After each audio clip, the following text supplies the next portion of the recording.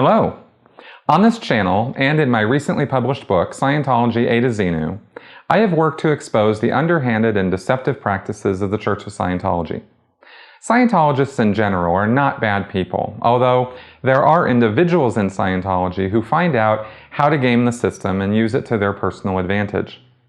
Scientology's real problems are systemic, written into its DNA by its founder, L. Ron Hubbard. He created a system which sucks people in by taking advantage of their personal doubts, fears, and vulnerabilities, and then rapaciously tries to suck as much money out of them as possible. It has all the characteristics of a destructive cult, and for many, becoming involved in Scientology has had tragic consequences. While I know I have some interesting insights into Scientology, if someone is going to get a well-rounded look at this subject, they have to get more than just my perspective. I did a series of interviews with Robin Capella last year which offered such a perspective, and now I've done another. This one with Tim DeWall. I'm calling these the Scientology Experience. Tim and his wife Sylvia got out of Scientology just last year after decades of involvement. They didn't just do services as public Scientologists, but Tim was also a staff member at the Tampa organization, just a half hour from Scientology's largest service organization in Clearwater, Florida. In the first part of our interview, we go all the way back to the beginning and see how Tim got started. So now, here's Tim. So first off, let's start with how you got involved in Scientology in the first place. Where were you? When was this? And how did you first contact Scientology? 1984. Good friend of mine. He was in Scientology, found it out in San Diego, and said, "You got to check this out." He was talking about events, and I had no idea what an event was. And his whole interest was in, what do I want to improve? How do I want to be better than who I am? Because that's what he said the whole subject was about. Because we were partiers. We smoked dope, we got high, we drank a lot of booze. We were partiers. We ran around a lot, and we were crazy guys. Okay, so how old were you in 1984? 1984, I think I was 23. All right, so you weren't married yet? No. Okay, no kids? No kids. Okay, so you're just partying hard, and where did you live at the time? I lived in a little town called Bethalto, Illinois, about 20 miles from St. Louis, Missouri. About 22 miles from downtown St. Louis. All right. So he called you from San Diego then, or he visited you? Or? He had just recently been on leave, and he explained it to me, because we were childhood friends. We'd been friends for like many years, since like the 7th grade. And he had gone off and done a couple years in the Navy, or about a year in the Navy, had gotten into Scientology in San Diego, and then came back and told me all about it on leave. He had like a 15-day leave. Okay. Interesting. So he was in the Navy when he got involved in Scientology. Yeah, when he came back, I was trying to get him to, let's go party, let's go get high. And he was already in Scientology, and he said that was one of the rules not to do that. But after about 14 days of him being there, he finally got high and got drunk with us. Okay, you managed to wrangle him back into... Yeah, and I got a call from him saying that his supervisor somehow figured it out, and they called it a blow. I had no idea what the hell that meant then. Interesting. I know what it means now, right, but not then. At the time, he was telling you about this after he went back to California? Yeah, he got in a lot of trouble. Got it. And I didn't really understand. I didn't really give a shit. Right. I didn't have much of a responsibility level. So how did that go from you being this pot-smoking, hard-partying guy in Illinois to getting into, a Scientology church and starting on services? What happened? He was really committed to get me to going. Okay. And he was my best friend, and for many years. And he said, "Hey, go to the St. Louis org. I'll go with you. And, I've got a few days left on leave here. I'll take you in, and you can go meet the staff there. And they're going to ask you what you want to improve, what you want to make better." And I'm thinking, okay, I'm really not doing anything today, so I'll go over there. I didn't really have like a whole big huge purpose to create betterment in my life. I kind of felt that I should do something about my life, but it wasn't like I didn't have a big draw to do much. All right. What were you doing for a living? I was going to school, and I had my own little automotive business where I cleaned cars and did little things with cars and put mirrors on and whatever was needed that was like more of an aesthetics for cars. I wasn't a mechanic or anything. I tried a few odd jobs. I worked at a jeans store. I was pretty much floating around, living off of my money from being in the military. Oh, you had been in the military too. Yeah, but different from your friend. Right. He took a 4-year deal. I took a 2-year deal. So I went back to my parents. They wanted me. They were getting a little older, so I was handling a lot of the maintenance. And so then you go down to the St. Louis org. Yeah, with him. He takes me down there. Did he position this at all as a church of Scientology, or? He just called it Scientology. Okay. I didn't know about the whole church shit till I got there. Okay. I had no idea it was a church. He did call it Church of Scientology, but it did not even factor into my brain. There was no viewpoint on the idea that it had anything to do with religion. I just thought it's a betterment place. Yeah. I'm kind of a partier. I want to get out of it. My parents are kind of putting pressure on me to finish my college career. I was in computers, and I just really wasn't being very responsible. Okay. Yeah, I wasn't responsible at all. Okay. I'm just curious, if he had said, if he had positioned himself as a Christian and had said, hey, come on down to my, Christ Church down in St. Louis and check out how this might improve you, would you have gone? Oh, hell no.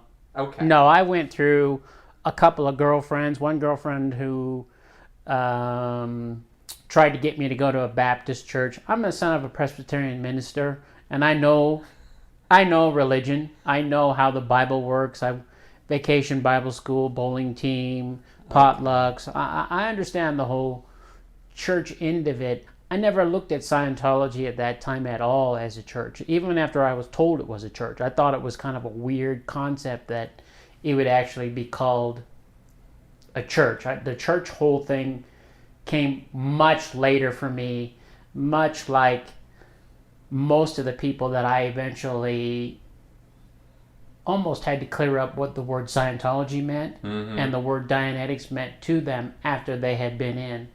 And a large majority of them hadn't read any of the basic books or cleared the basic definitions of what they were in. Interesting. I know that for sure because I helped a lot of them understand that. Right. I get it. Okay, so good. So the church thing was not really part of the picture. I had no idea why you would call that function, that activity, a church. And even to this day, it's like it still does not 100% fit for me. I have to be honest with you. I don't think I've ever told anybody that. Fair enough. Get in trouble for something like that. We certainly would have while we were in. Yes. So, okay, so you show up, and what happened? I show up, and the first time with him. Because the second time I went back with my dad, I'll tell you that story. It was a pretty funny story, but I met a lady, very nice, and we were in what's called Division 6, and she said, what did I want to improve? And I'm like, well, And Division 6 being the introductory area. Yeah, it was I was kind of shuttled into this little room to talk to this lady in the introductory part of the church, and they had all of the basic information about Dianetics and Scientology there, and she asked me what I wanted to improve, and I just said, look, I'm really not doing much. I don't really want to do much. I don't have much desire to get a job, even finish college. I was kind of not like lifeless. I wasn't unhappy, but I just was irresponsible. I mean, I was a 23-year-old, almost 24-year-old, really irresponsible guy. All right. And what happened after you told her all of that? Did she have you do a personality test? Or did yeah. She just... Yeah, I took a personality test, an aptitude test, and yeah, I think that's it. Just that personality and aptitude. And I was given the scores, and I was psychotic and out of valence. Out of valence? What does that mean? Valence to them was like your beingness, who you are, and that beingness coming through you to showing others who you are. You know, they say there's a valence. It's like a hidden other personality on top that you live through. And so my out of valence, I guess, was I was being a partier and a stoner and didn't really give a crap. And my hair was partially dyed, and I had an earring, and I wore a vest, and I listened to heavy metal, and Iron Maiden was one of my favorite bands. And it was kind of like I really didn't fit.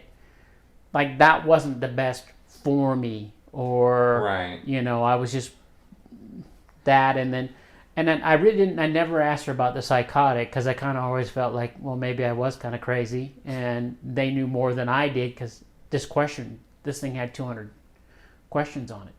Right, very, very complicated and involved test. A lot of them over and over the same question. Yes. I did catch that. Yes, interesting. So they actually gave you a label, a mental diagnosis. Down the left, psychotic. down the right.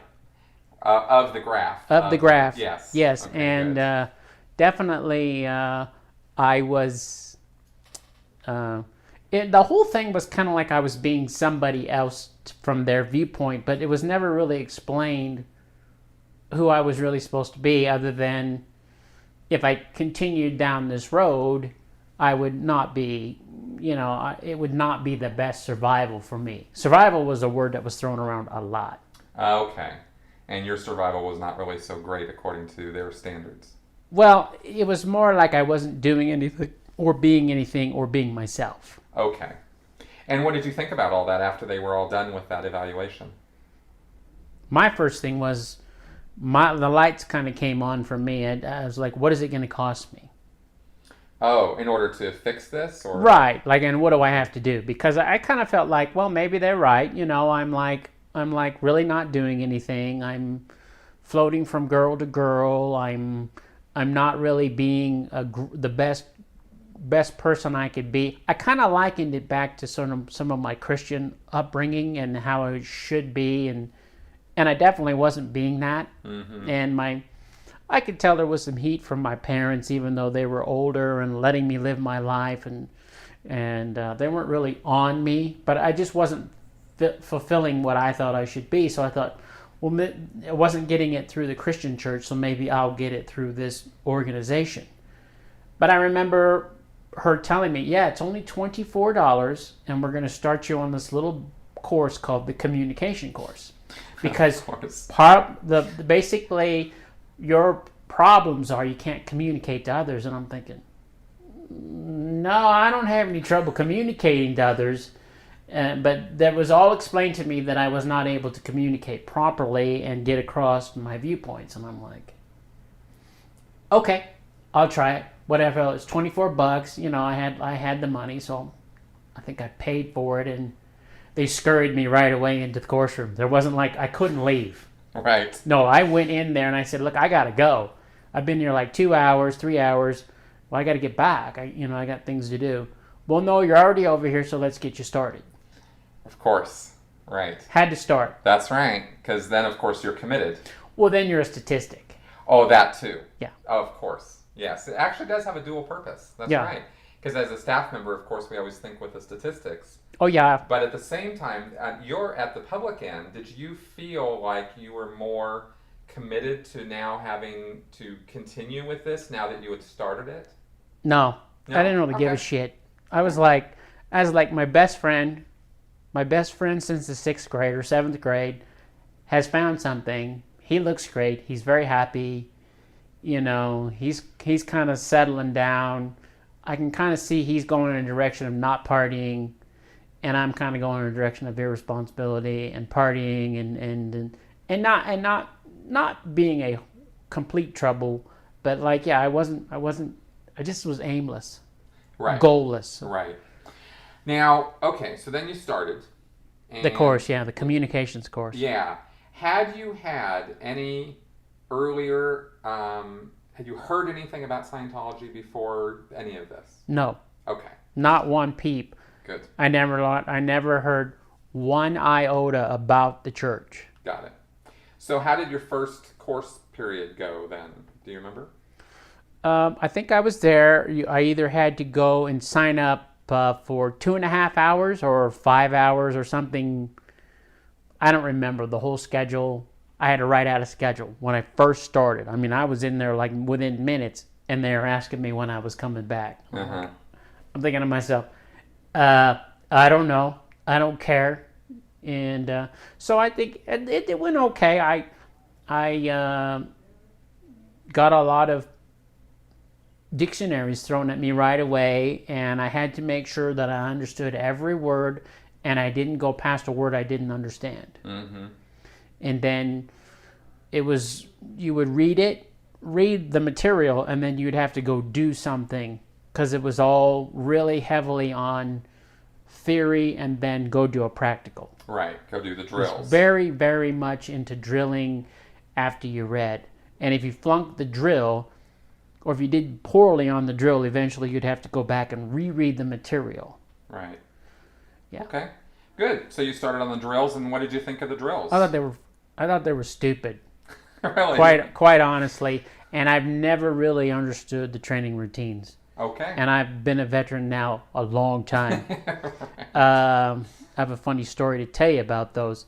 I sat there and stared at my friend who redid the course, part of the course with me. They used him to get me to stay in, because at first I didn't know anybody. I didn't really want to be there. I had some reluctance, but it was okay to be there.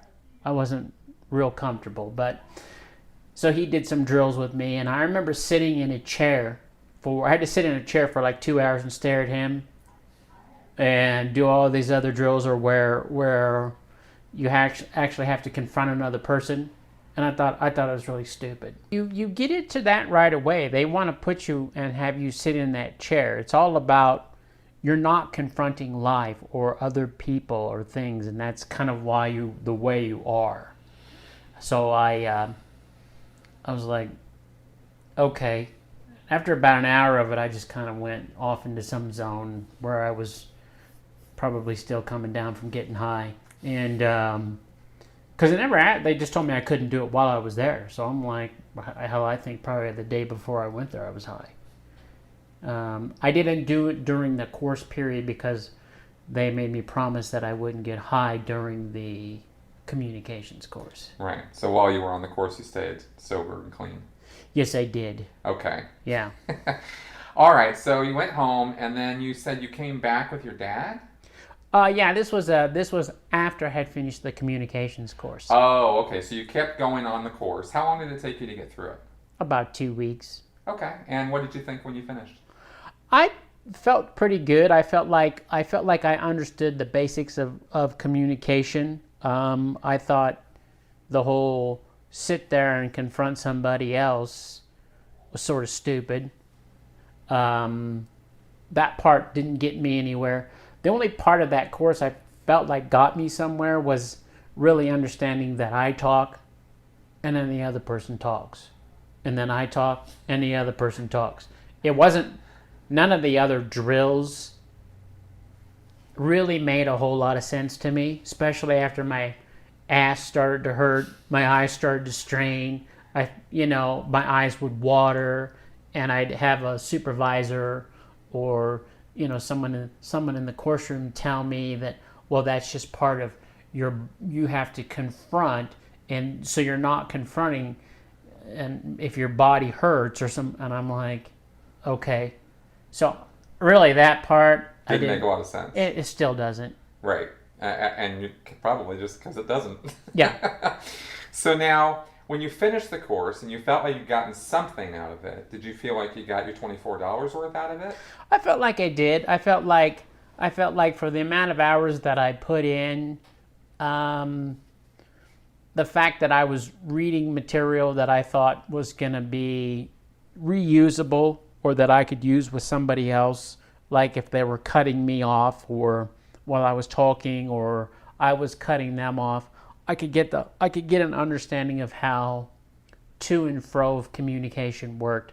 That was my basic, true understanding of the communications course. Okay. There was a section called bull baiting, and I don't know if our viewers are going to know that, but it's where you're made to confront somebody doing silly things or calling you names or whatever, so you can build your confront. Yeah.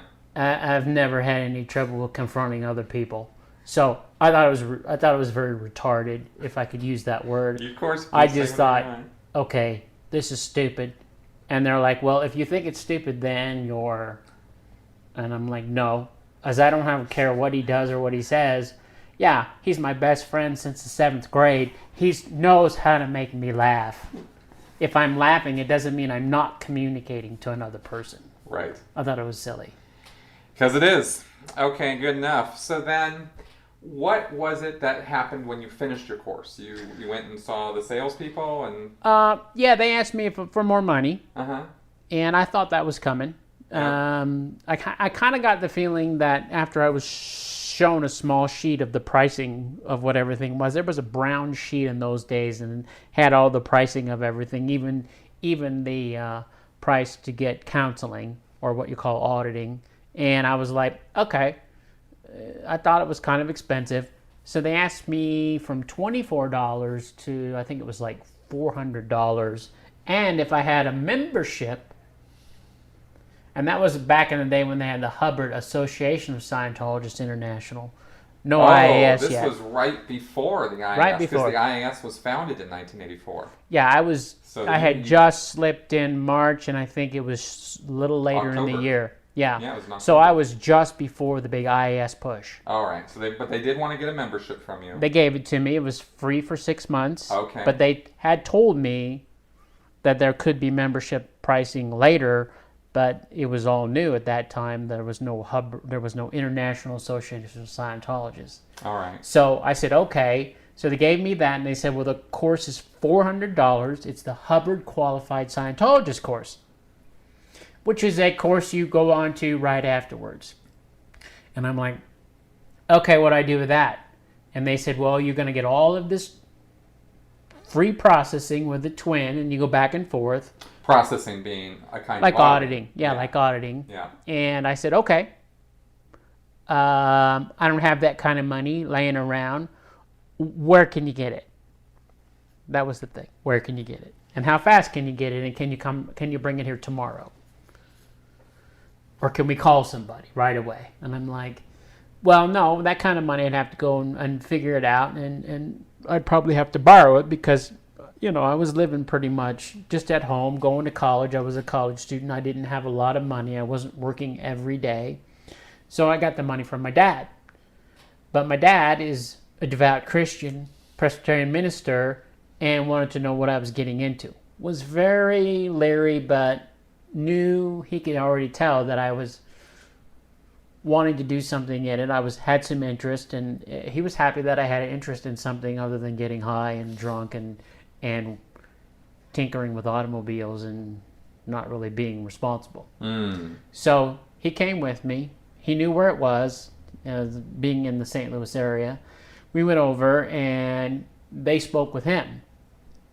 He purchased a Dianetics book, and they got him to buy a book. And he paid for my course. I paid for the Hubbard Qualified Scientologist course. He was fine. He didn't feel like they were trying to convert me or change me into some kind of strange thing.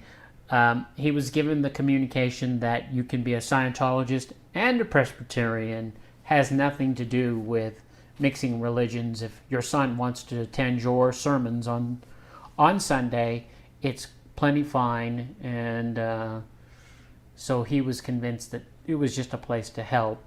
All right. So they gave him the multi-denominational, non-denominational line. Yeah, I mean, this guy. Yeah, this guy's a theologian. I mean, he's a pretty smart guy, and he studied religion, and he understood it, and he understood why it was called a church, because it had to do with the soul instead of the body.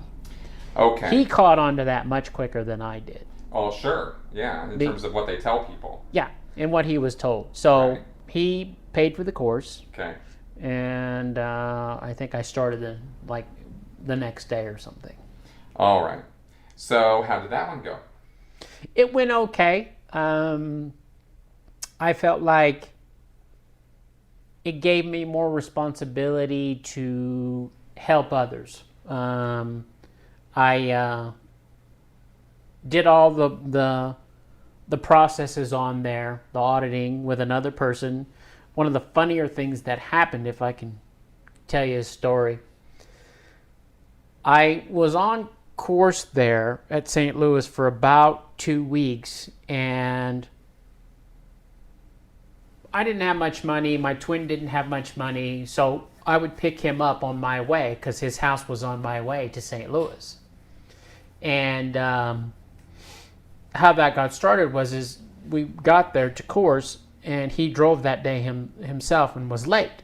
So I'm sitting there waiting for him, and the course supervisor comes up, and he's like 4 or 5 minutes late, and she sends us to some place called Ethics. And I'm like, well, he's the one who's late. I didn't do shit. I was here on time, so why do I have to go there? Because you're a twin. So I had to be responsible for my twin, the person who you're on course with. And Who was no longer that old Navy buddy of yours. No, it's just some new guy named Gary that I had no idea. I don't know this guy from anybody. Just somebody I know. Just somebody who was there. He was on at the same time I was.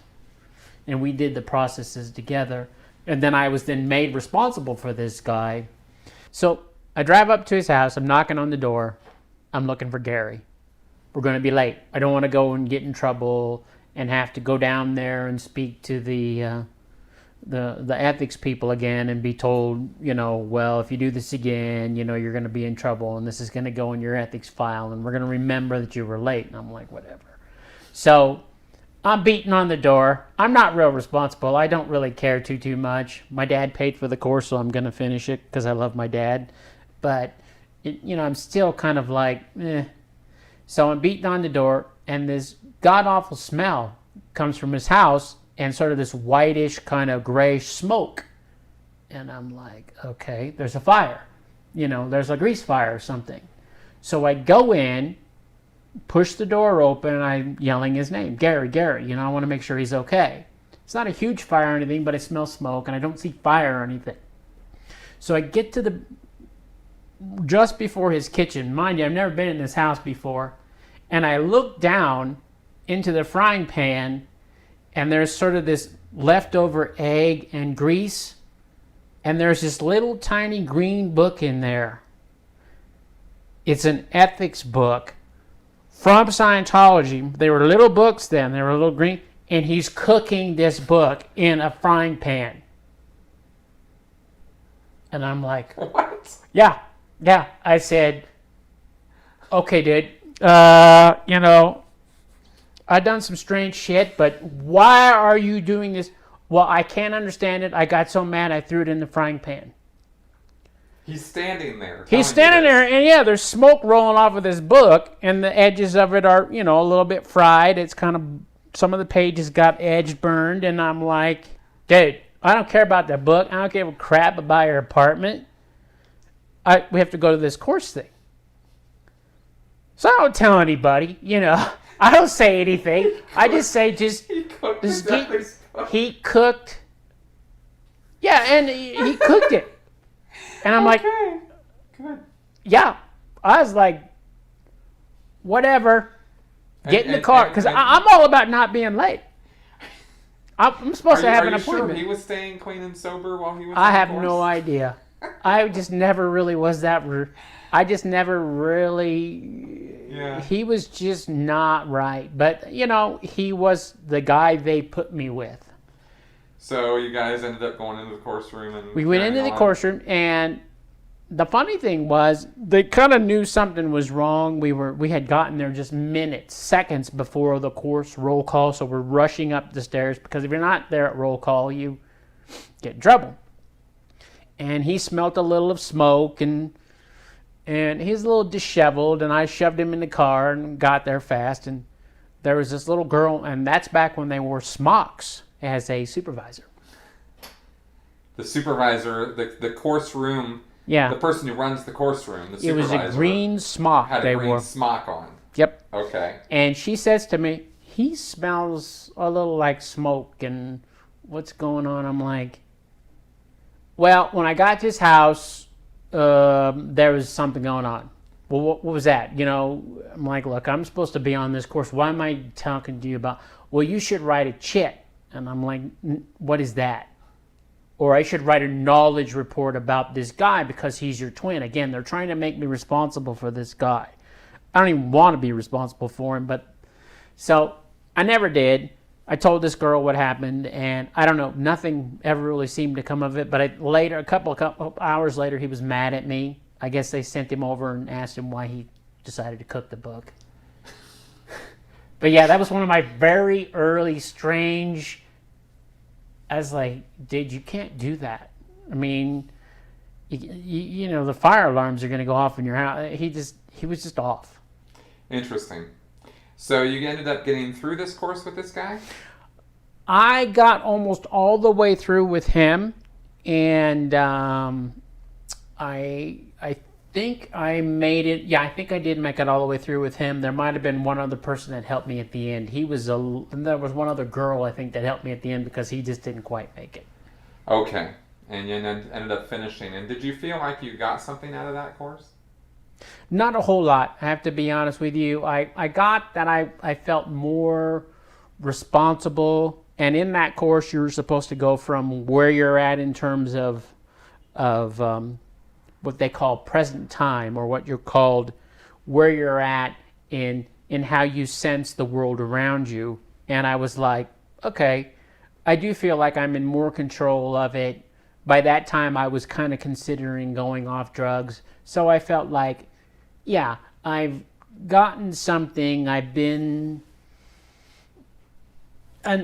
enough of it to understand that there are things going on. I've had to take responsibility for a couple of really what I thought were screwed up ass people. One girl and this one guy that he was crazy, the Gary guy. I have no idea where that guy is today, or if he's even stayed there. I didn't see him much after my HQS course. All right. Yeah. Now, what was it that compelled you to do another service? I mean, you've gotten a little bit out of this stuff, but why keep going? I just thought there'd be more. I kept having sort of the whole idea of improvement. That was what I was. To be honest with you, I don't know if I was trying to improve because of Scientology or I was trying to improve for my parents. But I didn't really have a lot of avenues to do that. I felt like, yeah, I'm a little bit screwed up. I'm promiscuous. I'm not really staying with the same girl. I'm not following this Christian values. I kept thinking maybe it would steer me back to being a proper, normal human being. So they said, yeah, well, and I was told I was progressing. I'm thinking, okay, I'm getting a little bit better. I'm not smoking dope. I'm not getting drunk every day. And I could see there was slight improvement there. But I didn't really feel like I was a big part of the team or I needed to do anything to help anybody. It was more like, yeah, I'm getting a little bit of gain. I think that the thing that cemented it was they just kept pushing life repair on me. Like I could get better. These courses would help me kind of stop some of the behavior I was on, but life repair was going to fix me. Okay, that was the next service that they offered? Oh, yeah. And life repair is the name for kind of like a battery of counseling services that they do. Yes, that was really heavily pushed after I had done these earlier processes on the Hubbard Communications course. They were really big into that. And again, I went back to my dad. And how much was the life repair? I think it was $1,200 at the time for and I think that was 24 hours, because this is like I saw a lot of big jumps in 86 on the prices. Yeah. In 84, things were pretty affordable. So Interesting. 24 hours was like $1,200. Okay. So they were going to sell you, what, maybe 25 hours? Something like that. Like 25, 2 intensives? like 2 intensives. It was something like that. Yeah, 12 and a half hour intensives for $1,200. Yeah. Okay. Again, I went to my dad. And what did he have to say? He gave me the money. Really? And told me that was it. And if I was going to ask for any more money for the church, he said no. Matter of fact, I went back to him after that, and he just held the paper up and wouldn't even confront me. Wouldn't even talk to me. So I was trying to use all my big Scientology confront stuff and get more money out of him. Right. Because that's where I felt, I had enough, I guess you could call it gain. I still wasn't very responsible, but they had helped. They were going to push this whole 12 and a half hour thing on me, or 25 hours, because this was really going to make me leap into, being more honest with women, being more honest with myself, being more responsible. This would help me make more money. So after 25 hours of this life repair auditing or counseling, did you feel more responsible, or that you were better off? I have to say it did help me to some degree. It sort of took some of the crap that I was carrying around out of the way. It sort of shoved things out of the way and gave me the idea that I could think more clearly. And what was it that did that? Do you remember what it was in the counseling that did that, or do you just remember the end result of it? I just remember kind of the end result of it is that I no longer felt like I needed to hold myself back in a particular viewpoint, that I had some worth. I think there was a whole lot of, because, I was not really being responsible from one girl to another girl. I was kind of cheating on girls. I was,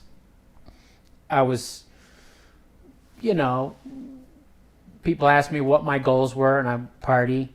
I was going to house parties where there were girls that were much younger than me. I never did anything that was illegal, but I was just I was kind of a dog, and I was just sort of, again, a lot of it, you have to understand, I was born into a Christian family. Sure. And my dad's a Presbyterian minister, and I went to church from the time that I was a zygote to basically when I left for the military.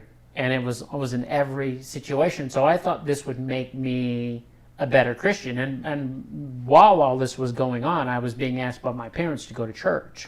Okay. So I'm going to church functions at 2 or 3 different churches while I'm attending this church. Got it. And it was always pushed on me that I could be a Christian, because I said, look, you're going to have to get over this hump that I'm a Christian. So I was thinking that it was making me a better communicator, a better Christian. I was more open. I had a little more, I wasn't as agitated. I was more patient. I just felt more at peace because I felt like I was doing something about my situation, and they were giving me the armor. I was getting this whole idea that I'm becoming this better person. So then I was into this whole mix-up of becoming a better person. There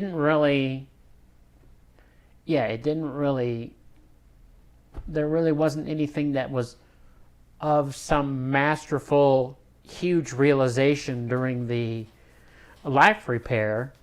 I never felt like my life was repaired. I just felt like I feel better about who I am.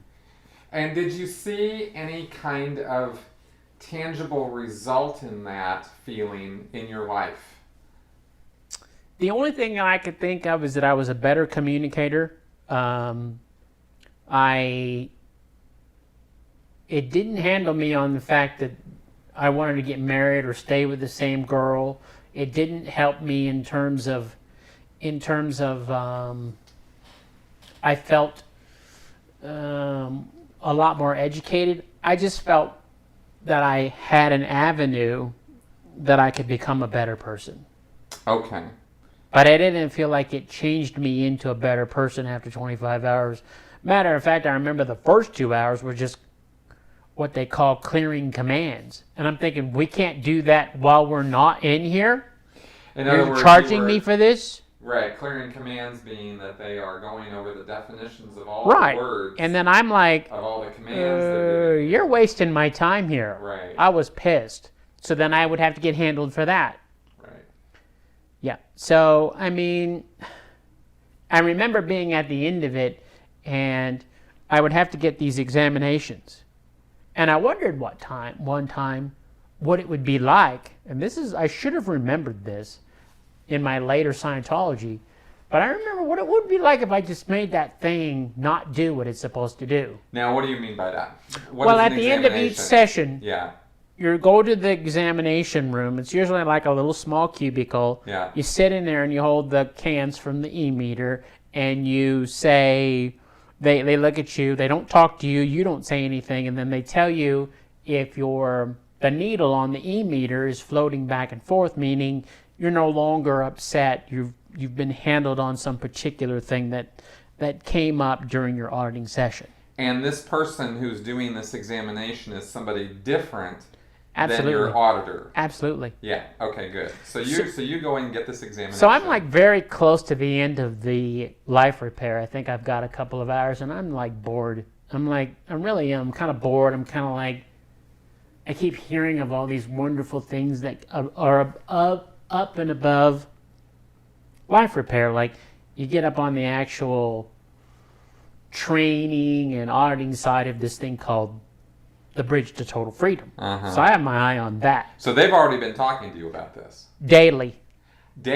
Oh, okay. See, we hadn't really mentioned that. Okay, I'm sorry, daily, yes. So you're going to course, and then you're getting life repair. Oh, yeah. And they're telling you all about... They're already asking me for more money. Oh, they are? Yeah, to do more auditing, higher level auditing, because this auditing just sets you up to be able to have all these wonderful things. I see. Yeah, I didn't know it, then, but looking at it now, I see the game of it. Yeah. So, I kind of lost track here. No, it's all good. So you went. I was going to ask. I just detracted from your examiner story. So you want to? Oh yeah. So I go to the examiner. I want to know what happens if this chick doesn't say my needle's floating. I'm bored. I'm like, it's a Sunday afternoon. It's like 4:30. So I just go in there and I go, I think of the horriblest shit, like kids being killed, all kinds of crap, just to see what it does, because I'm bored. And all of a sudden her eyes get like really, really big, and there's all these, she asked me to set down the cans, and she's running around, and all these people are running around, and I'm like, what the hell's going on?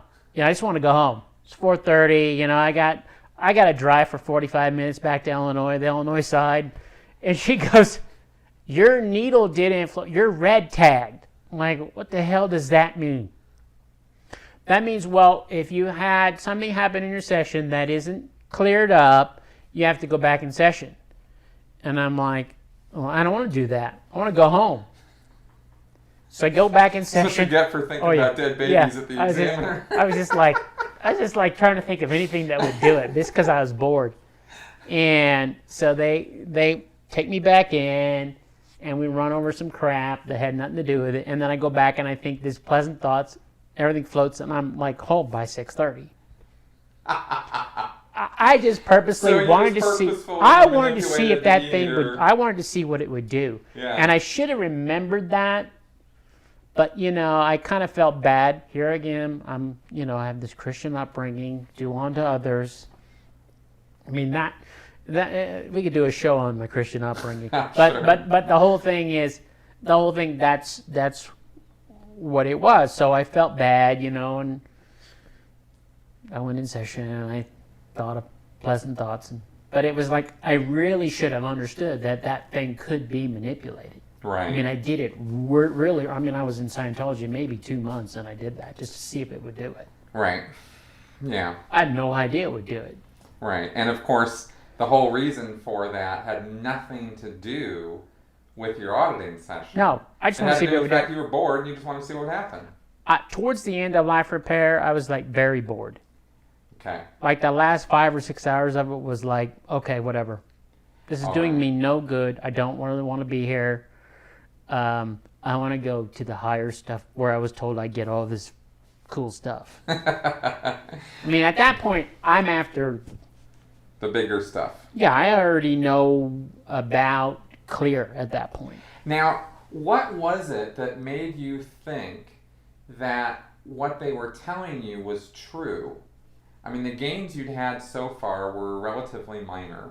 Minuscule, yeah, really. Very small. You were bored out of your mind, in fact, for the last few hours of this thing you borrowed all this money to do. I was very bored. So why did you think that they had these super duper answers and abilities to give you if you paid more money? What was it that led you down that I don't know. path? It was strange. It was very incremental.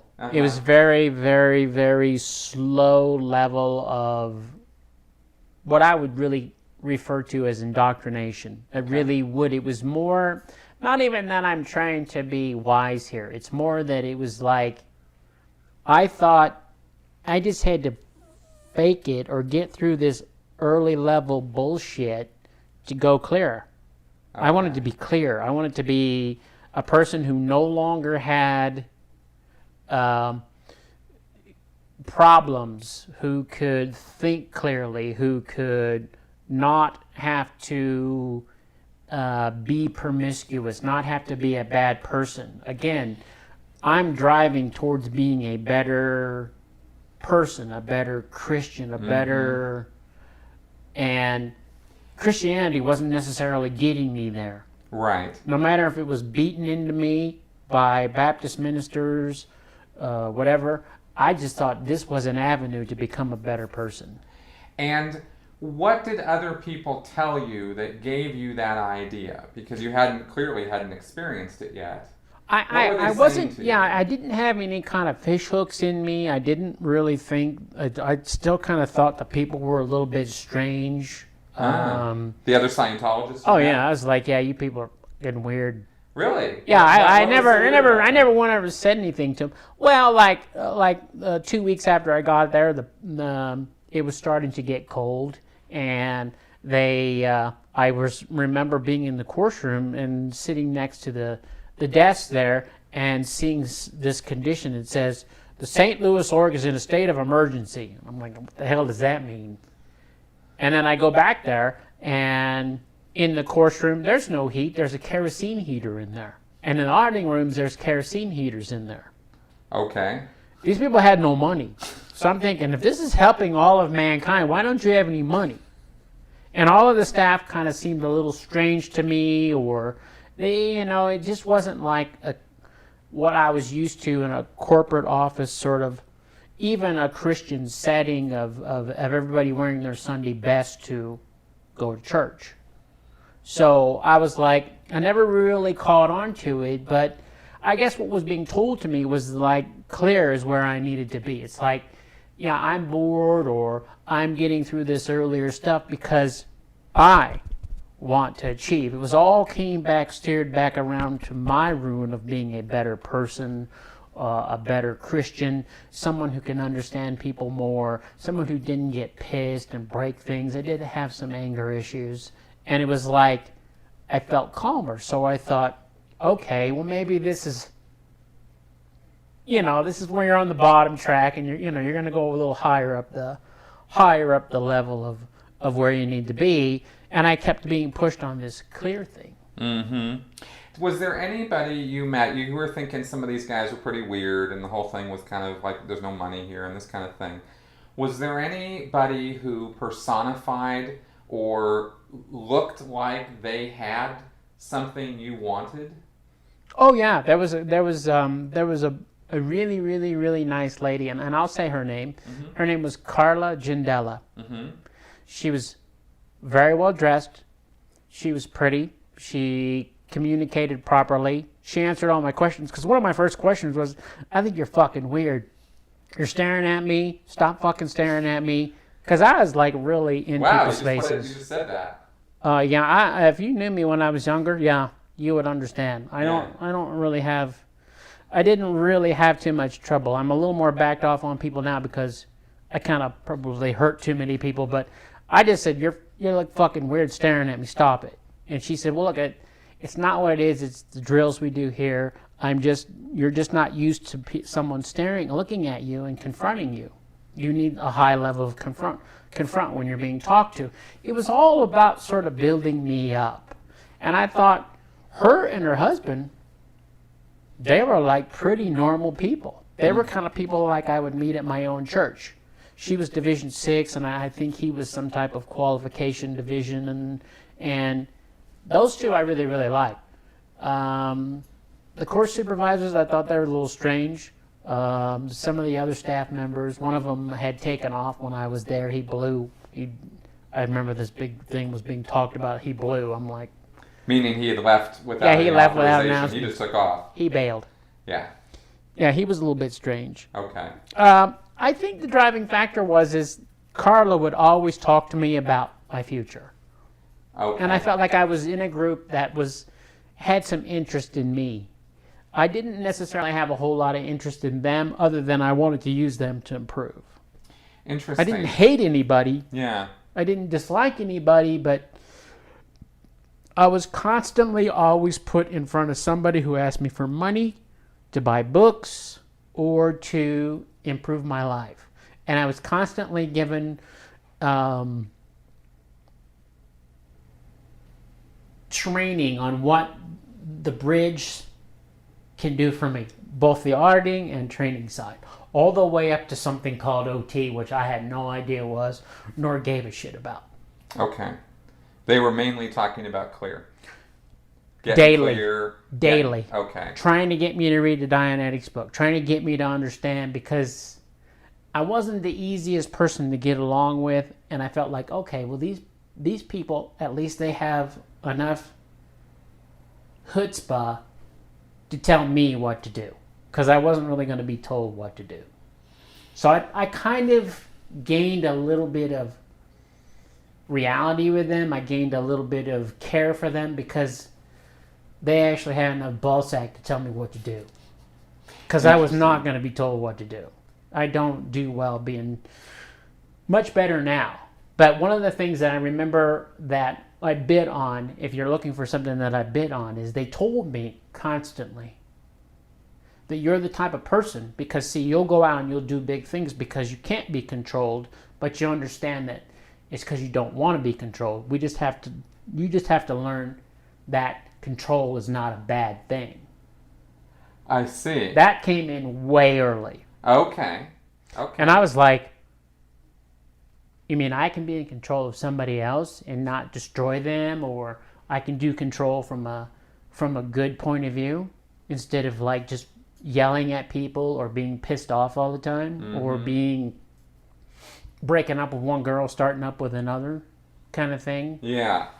And so this idea that you can get in control of things if you let us control you. Absolutely. And then the whole thing of clear, then, I'm no longer going to have these hateful or vengeful or upsetting... when I was small, this might explain it, I would have very bad temper tantrums. I mean, break shit.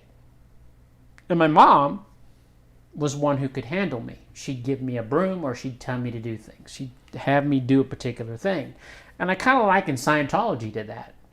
I didn't know incrementally I was losing freedom as I started it, I will be honest with you. Right. But it was all about how to control, bad thoughts I had. It was all about the idea that I could be in charge of myself, when I never felt I was. Somebody said, hey, let's go get high. I'm like, I'm supposed to go to class or I can get high? I'm going to go get high. I really didn't have choice. And I had kind of like slipped down to that point. So that they thought, okay, so clear is choice to me. That's what I thought clear was. I didn't know what an engram was. I didn't know what any of that shit was. Right. I just know if I'm clear, I'm in charge. And I wanted to be in charge, and I had choice. So I'm thinking, I need to go up there. This is just a runway. To me, this was all like... Interesting. I don't know what it was for other people, but to me, that was just a little... That's that was just a little paved path. Right. That was just something I had to... That was like at the beginning of a video game where you do the easy shit so you can get to the higher level. To me, that's all it was. Okay. Got it. And you had the idea, because of some of the people that you'd met there, that there was some reality or some truth to what they were saying. Daily, I got that reality, especially from the registrars. They were like, "Yeah, you're improving. You're doing much better. Look at what you can do now. You're not smoking pot anymore. You know, you're not dropping acid. You're not doing any of these things. You're becoming who you should be." And I'm like, "Oh, okay, whatever. What about this clear thing?"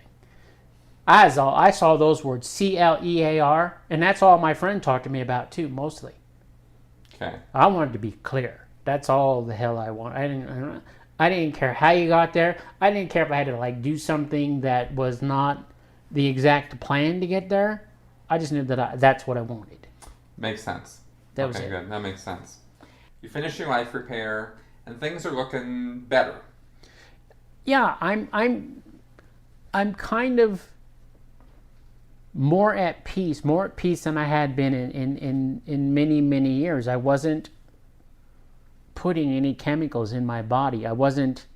One of the things that I was told by Carla and many of the people is like, I need to do this thing called the Purification Rundown because this will, yeah, you're going okay. Things are happening to you. Because I told them, I said, look, this kind of seems like runner-up shit. I want to get to the... Well, no, you can't do that. You have to do all this stuff. Because you can't know what... You wouldn't even know what the next thing was. You wouldn't even recognize it if you didn't go in a step-like fashion. I see. So I'm thinking, okay, I got to do these steps. How do I get through this shit as fast as I can? Got it. I really want the meat of it. Right. Did you do the Purification Rundown? After I had left St. Louis, yeah. Oh, well, what happened after your life repair? Well, after the life repair, I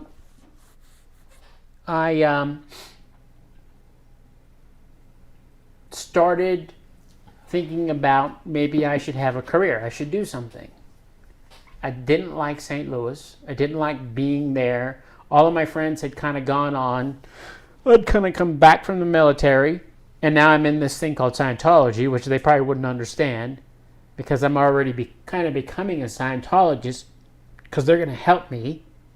So I didn't really relate to them. So my decision was I was going to go to this place called Flag. I was going to go to the Mecca of Dianetics and Scientology. Okay. Because there was a guy there at St. Louis who told me about the upper level organizations. And I can't remember who he was, and there wasn't very many jobs at that time in '84. There was a recession in Illinois, so I was like, I'm going to go and live with my relatives in Florida who live right near this big building called Flag, the Mecca of Scientology, and that's where I'll go get the meat of it. Wow. So you moved to Clearwater. I bailed. I left and went there. Did you move to Clearwater? No, I moved to Indian Rocks Beach, which is about 15 minutes from downtown Clearwater. Oh, okay. So it's right there. Very close. Yeah. Yeah. So I went there and I went into Flag and I met with this lady and she was a registrar and she said, well, what would you like to improve? And I'm like, I told her the stuff I did. And she said, one of my next services was student hat. And I'm like, I don't give a crap about student hat or to do the Purification Rundown. And she gave me these prices. And I told her, you're fucking batshit crazy. How much was she quoting you? Oh, it was like $3,200 for a Purif there, like in the 80s. And I'm like, yeah. Well, I don't know what type of crack you're smoking, but they told me, like in St. Louis, I could do it for 8 or 9. Well, we're the best. We do the best Scientology here. And I'm thinking to myself in the back of my head, I'm going, wouldn't all that shit be the same? Right. See, what a lot of people don't realize who aren't in Scientology is that same services at Flag in Clearwater. Yeah, triple. Yeah. Then the same service you buy in St. Louis, and you were experiencing this right then. Oh yeah. Only because it's quote an upper level organization. Yeah, and I'm thinking that's the fast track to this thing called Clear. Right. Because that's all I care about. Right. I don't really give a shit about the people all that much. I'm going to be honest with you. Yeah. I didn't dislike them, but I'm like, if I can get to that avenue, what's the fastest way for me? Right. I don't want to beat around the bush here. So you moved down to Clearwater without knowing that they were going to charge you 3 times as I had much. no idea. I never looked for any prices. I just went there because I wasn't doing anything in Illinois. I had this pissant little business. I was making enough money to live. My parents were kind of getting a little bit tired of me being around because there were other siblings that could help them. I was useful to them. By that time, I was living in my own apartment, but I was like still doing things for them. I just really wasn't being responsible. Scientology wasn't completely handling me. I see. And which is a question I had, is how much tangible result was there from these services you've done so far? Calmer, and I could go clear. That's all I really thought about. I didn't really think about how it was affecting other people. You know, I was leaving, so I was kind of like not really going on with 2 or 3 girls at one particular time. I had a little trouble with that, but I left. You know, it was like, it's getting me to move. It's getting me to do things. I was kind of affecting everything to that because nothing to that point was really getting me to do anything but Scientology. Right. So what was so okay? So now you're back down in Clearwater and you're going to do this thing, but suddenly they're charging you. Yeah, and I told that woman. So. I told her you're fucking crazy. Right. I did. I just point blank told her. I said, "Yeah, that's fucking crazy. I'm not paying you that much money." And she goes, she didn't get mad. She just said, "Well, maybe you should go over to the Tampa org." And what's the Tampa org? Well, she said it's just like St. Louis, but it's just in another location. It's the same size, you know, they do the same services, and it's not as much money. She didn't say they're bad or their technology's horrible. She just said it wasn't as good as Flag. So I'm like, okay, yeah, you're fucking crazy because I ain't paying that much. Right. And I bailed. And how far away was Tampa? 40 minutes. Okay. So kind of the same drive as when you were up in Illinois. Yeah, so I went there and I went home. And the next day I went over to the Tampa org. And how did that go? What happened? It was much cheaper. Good. What did you think when you walked in the place? Did it look better or worse than St. Louis? Was it the same? Was it was kind of it wasn't moldy, but it was small, a little bit shabby. The front line was okay, like the front area was nice, and then the back lines were kind of like nasty, and it wasn't all that great. Okay. And it had sort a of course reminiscent room. of St. Louis. Yeah, it's a little smaller than St. Louis, but it wasn't in any better shape or anything. No. Okay. No. So I go there and they inform me right away that I have to redo part of the HQS course. Really? Why is that? I guess because I hadn't gotten all the gains. Really? So I'm thinking, why'd I have to do that again? Wow, they actually pulled that on you back in 1984. Well, it was more because wasn't quite finished. There was some little part of it that I didn't. There was something they had gotten my folder, and I don't remember what it was. Oh, so so the folders that they had kept on you in St. Louis had been shipped to Tampa. Yeah. And they went through them and said, "Oh yeah, no, you're." And I had to. All I really had to do was read a few references and do a few things, and then I was done, like within a couple of days. And did you have to pay for that? No, because they said you kind of transferred services. Okay. So that I didn't have to pay for it. There's a difference between I was kind of okay, cool, I'll do that. So I read all that shit. Okay. And then about a week later, I sat down with this person, and she said, "How would you like all of your stuff to be free?"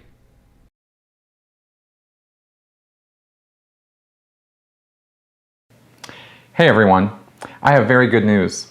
What I'm announcing here is the culmination of 2 years of work on my part to expose Scientology and give you the actual facts about what really goes on behind its closed doors.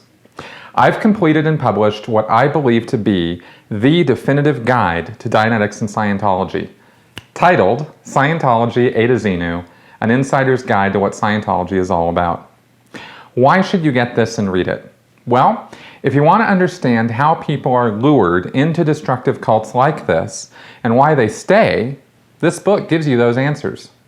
If you want to know what Scientologists really believe and why they're willing to cash in their children's college funds, take out second and third mortgages, and even forsake family and friends, this book gives you those answers. If you want to understand why Scientology has amassed so much money and power, and why it seems that the police and the courts are powerless to stop them. Those answers are in here as well. Was L. Ron Hubbard serious about Dianetics and Scientology, or was it all just some big con job from the very start? What did he really believe? Why did he start Scientology, and despite all his wealth and power, why did he die alone and afraid? Finally, everyone has heard that Scientology believes in space aliens and some guy named Xenu, and we've all seen South Park. But is that the whole story? Not even close. There's a lot more to know about why Scientologists think they're saving the world, and I break it all down piece by piece.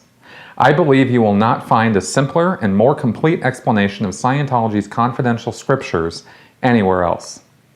My own personal story is in here and in more detail than I've ever discussed before. How I grew up in Scientology, why I started working for them, and eventually joined the Sea Organization, and what happened exactly that made me come to my senses and get out. All of that is just chapter 1. For anyone who seriously wants to understand Scientology, you cannot do it without this book. It comes with a complete glossary of terms and an organizing chart so you can see the Scientology hierarchy and how it all works. It comes in paperback and as an ebook. I'm currently recording it as an audiobook as well. Buy it at the CreateSpace e-store or on Amazon today. I've put links to both in the description below. To all my fans and subscribers, thank you so much for your support over these past 2 years. You have made this possible. Believe me when I tell you, this is just the beginning. Stay tuned because a lot more is coming in this new year. Thank you for watching.